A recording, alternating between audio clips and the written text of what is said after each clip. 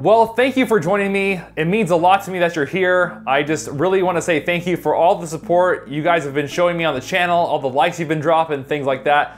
It means a lot to me, and I know it takes time out of your day to be here, so thank you. Since you're here though, in today's video, we're gonna be talking about my wife and I's tip-top frugal living tips and basically how we are able to maximize our savings every single month. A huge part of winning the game of money is actually having a good defense.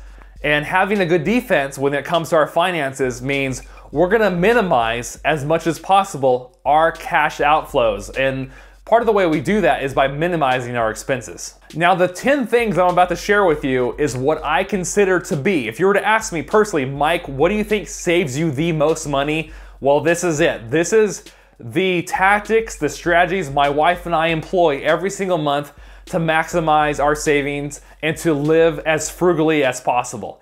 Our first primary frugal living tip is to have a budget. Now, there's nothing sexy about having a budget, but what that budget does, of having a detailed budget of our income items and our expense items, is it helps us monitor our cash inflows as well as our cash outflows, so that we're very careful not to overspend and to, more importantly, completely stay out of debt. Now, most of you already know, especially if you watch videos like this, is that having a budget is common sense.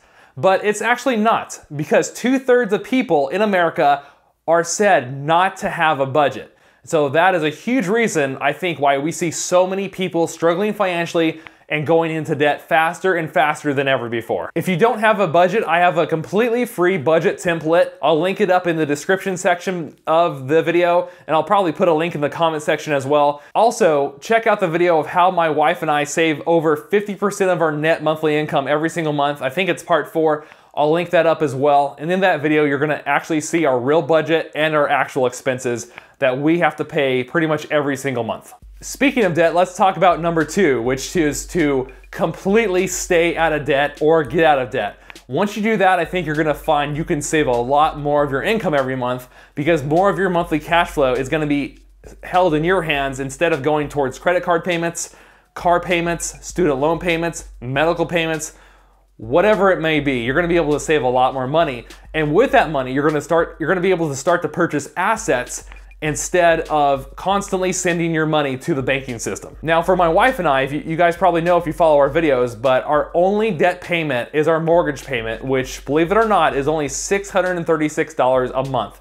My wife and I made it a priority very early on in our marriage to get out of debt as soon as possible. So now, other than our mortgage, we've been completely debt-free for 6 years. I still use credit cards. I absolutely do, for rewards points and things like that. But I pay every single thing off every single month. We don't let interest accrue, and I would recommend you do the same. I know this should be common sense, but clearly staying out of debt is not common sense in America today, because the average credit card debt per household is said to be around $6,000 a month, the last time I read, and student loans and all forms of debt are at all-time highs in all of human history. Clearly, staying out of debt is not common sense. It is so normal and natural to go in debt, people don't even think twice before doing it. The third thing that helps us save or live frugally is having the mindset of being adverse to consumerism, to status, and things like that. We live in a world today, ladies and gentlemen, that is constantly telling us to buy, spend, charge. Holiday after holiday after holiday, it never ends. Everything is geared towards us every single month spending our money to feed corporate America. If you guys haven't noticed, have you noticed that there's a holiday almost every single week of the year, every single month of the year, there's some sort of holiday, and if there isn't a holiday, they're gonna make up one to encourage us to spend more money to fuel the economy. Now, I'm not saying that you can't buy nice things. I'm not saying that at all here. But the fact of the matter is that most Americans keep acting like they're rich, when in actuality, most Americans are actually very, very poor. Have we not noticed that the wealth gap between the rich and the poor is the largest it's ever been as of right now? It's never been larger, guys, at least not in my lifetime.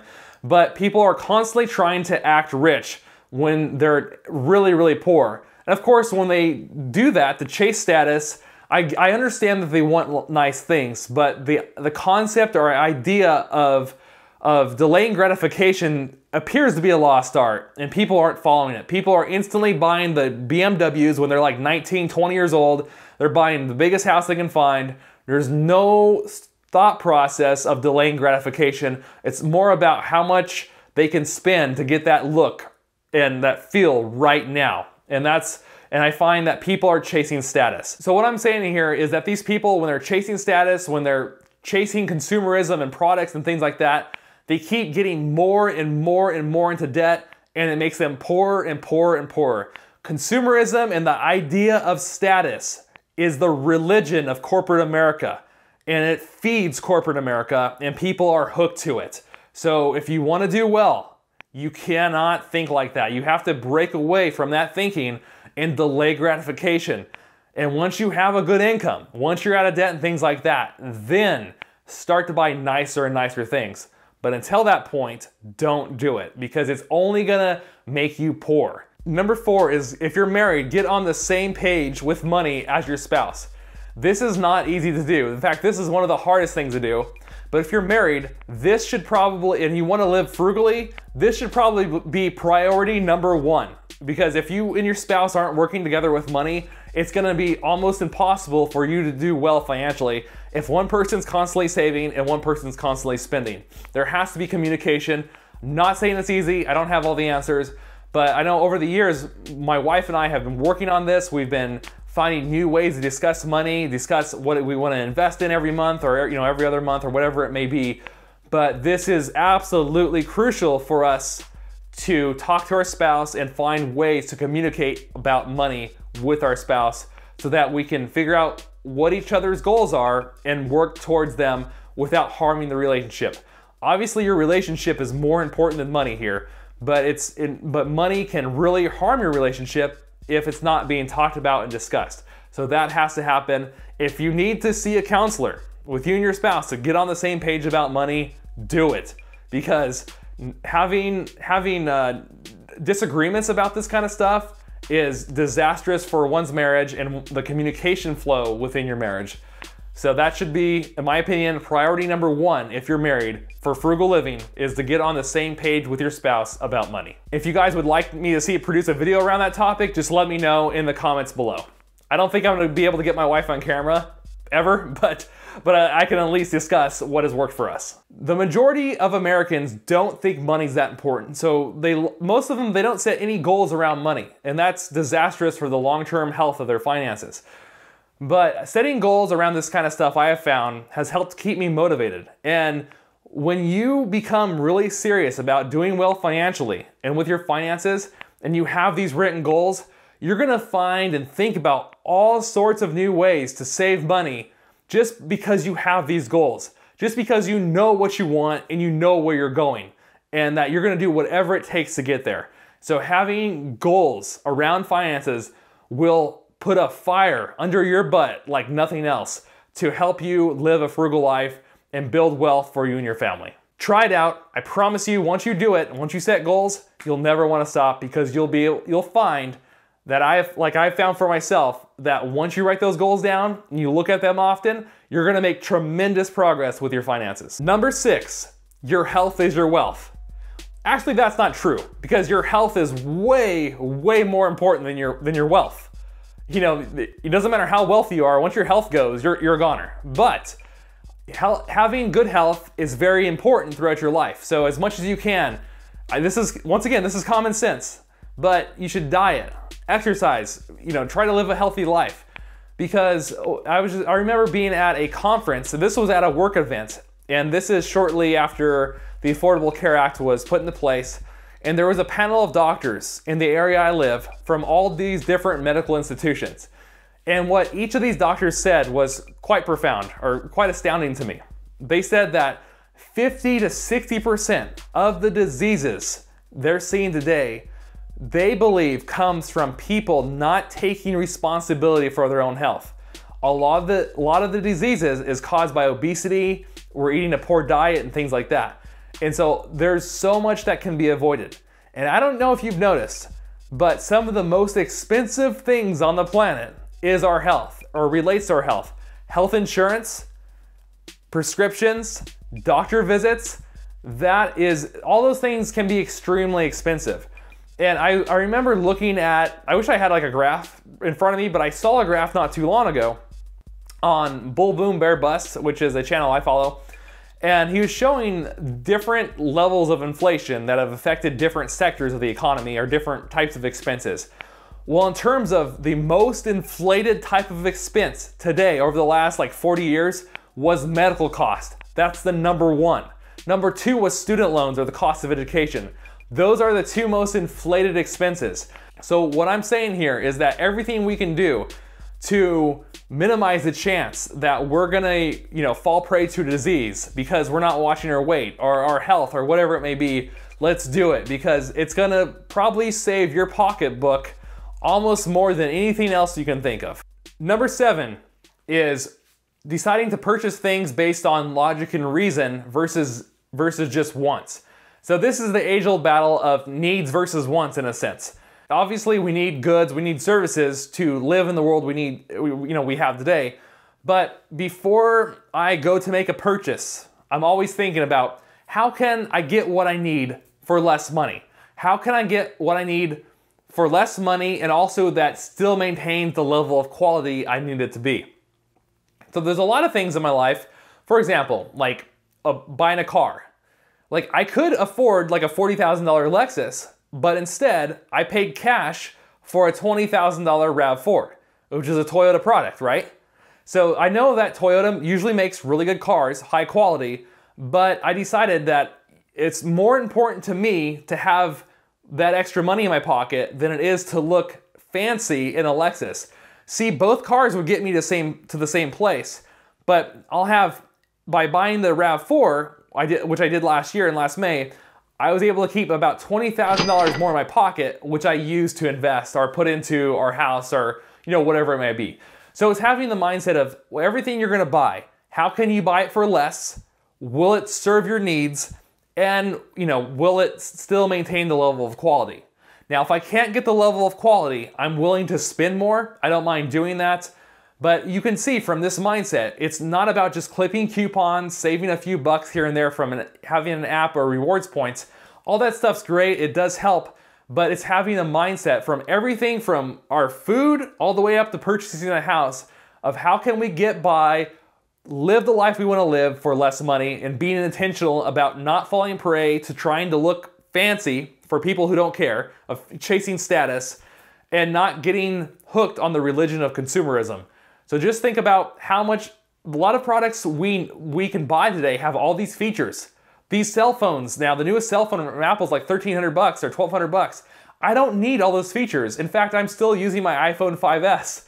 I'm gonna replace it soon, but I'm gonna replace it with a brand new, older model because I don't wanna spend $1,300 on a cell phone. I don't need it. It doesn't serve me. So I would rather use that extra money to invest and build wealth for my family. I mean, food's a really simple one. Food is one of our highest costs on my wife and I's budget if you look at it. But the way we save money on food, or we maximize that savings, is we cook at home. We have to cook a lot of meals at home because my wife has very special health needs. Anyway, so we do a lot of our cooking here, and it saves us a tremendous amount of money every single month just by choosing to cook and eat at home and not eating out. It's having an overall mindset that is geared towards saving us money from everything we purchase from food to a house. That's the bigger picture here, guys. Not just saving a few pennies here and there, but being intentional about spending less on everything we buy. The next way my wife and I are able to live a frugal life is by valuing time more than products or stuff. So what do I mean? So one day I came to the realization that every time money left my hand, that piece of paper, whether it was $10, $1, $100, whatever it was, that piece of paper, when I exchanged it for that good or service, was truly not just money, it represented my time. Because I spent time to earn that money. And so when I started to think of everything I was buying in terms of time, it was a lot easier for me to start to save money. It was a lot easier for me not to spend because I realized, oh, well this phone is not worth 10 hours of my time or whatever the product may be. So when you start viewing things in terms of the cost in hours or months or weeks, you'll start to get a different feel for money because you won't think of it the same way. And you'll realize that you're really spending your time. You're not, even though it's a piece of paper that says money, time is what you're really spending. And for me, I value financial freedom more than having more stuff.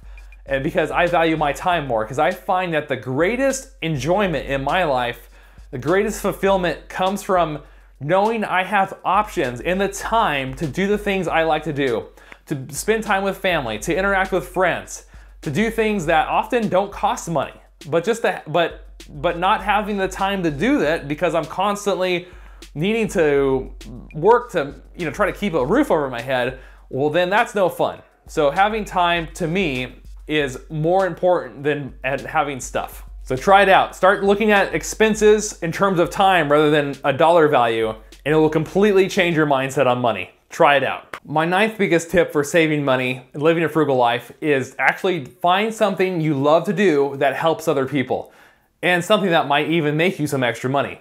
So what I found for myself, especially just doing this YouTube channel, is that it brings so much enjoyment, so much more enjoyment than I would have if I grew up playing games, so I don't, I do like playing video games, so I rarely have time to play them. But just knowing that I'm doing something productive and being able to meet and interact with all of you guys, it means a lot to me. So it not only saves me money because I'm not spending a whole lot of money to do this, but now the channel brings in anywhere from $500 to $1,000 every single month. And it's been pretty nice. And so if you find something you really enjoy doing, it's probably gonna save you money and also make you money at the same time, because you're gonna realize that a lot of your happiness doesn't come from having stuff. It comes from the act of doing something you enjoy, especially, and being able to help other people. I mean, that's top notch. That's when I feel like I'm really doing something worth doing. Try it out, do something you love that not only can make money, helps other people, but brings enjoyment to you. And you'll be amazed by how much money you don't spend, but also how much money you might make in the process. And my last final frugal living tip is gonna be a weird one. Are you ready for it? Is I actually want you guys to go spend some money. What? Mike, have you lost your mind? I don't think so. So what I mean is I want you to have a fun fund. A fun fund. So getting where you want to be financially, it's probably going to take you a long time. It could take you decades to truly get to where you really want to be financially. So it's important along the way to make sure you're spending some money that is designated so you can still buy some nice things. They don't have to be crazy expensive, but things that can bring you some enjoyment. Things that can, like if you like to travel, set aside a day trip fund so that you can take more little miniature vacations or things like that. Now, there's gonna be times in your life where you're gonna have to make some hard sacrifices for an extended period of time. Especially, I know people do that when they're really trying to get out of debt. That's totally understandable. You might be going through a trial in your life that it might take you a few years, 3 to 4 years, to get rid of your debt completely. And yet you're really struggling, you're really living, rice to beans, paycheck to paycheck. I understand that's a sacrifice you might need to make, and it's gonna be worth the sacrifice in the long run. But once you're out of debt, and once you have a nice set of cash flow coming in every single month, hopefully your income has gone up over the years and will continue to go up over the years, then you don't have to feel guilty about spending a little money here and there, so you can have some nice things along the way. Because we have no idea when we're gonna die. And our spouse, believe it or not, you might be the saver in your family and your spouse might be the spender. Well, by all means, let your spouse spend some money. They'll love you so much more for it. Don't try to hoard all the money and take control of all the money. Give them, let them have some enjoyment, and each of you deserve to have some enjoyment for all the hard work you're doing. And because it's a long journey, guys. It's a very long journey. So just make sure to enjoy it. Enjoy the journey, and you can still build wealth, but you can still enjoy life along the way. And that's the last tip I wanted to talk about, because what I would hate to see is that you get burnt out on this whole idea because you feel like you're so constricted. You have to save every penny and you can't enjoy life. Well, that's not the case. You can enjoy life. and still save money, still invest, and still build wealth for your family. And I think it's very important you do it so that I think doing this is gonna bring a lot of joy to you, and you're not gonna mind these other sacrifices you're making to build wealth for your family, because you're still gonna be happy. You're gonna be happy that you're meeting your financial goals, and you're gonna be happy because you have this set amount of money that you can use to buy fun stuff, whether it be trips, electronics, nicer clothes, whatever it may be. All right, guys, well, I hope you enjoyed the video. This is what I consider to be the top 10 things that my wife and I do to maximize our savings every single month. Obviously, we could talk about 1,000 other things, but I think these are the big picture items. When I really step back, I think about saving money is a mindset and an attitude. It's having a plan, it's having a strategy towards finances, kind of like having a business plan. And I have a plan for my investments and other things like that. So all of this works together to help you maximize your savings, your frugal living every single month. I really hope you guys found that helpful. I would love to hear down in the comments what you think of all this, what you do to save money, how you think about money, what do you do to live a frugal life and keep growing your finances, your wealth, and things like that. With that being said, if you guys liked the video, make sure you drop a like before you leave. I'd love, and it would mean a lot to me if you share this information with a friend, especially somebody who's trying to get out of debt or live frugally. And last but not least, if you're new to Money in Life TV, welcome to the channel. Our goal and mission is all about helping you get fiscally fit. And we do that by teaching finances, investing, taxes, and more on a regular basis. So don't forget to subscribe for our future weekly uploads. Usually post a new video about once a week.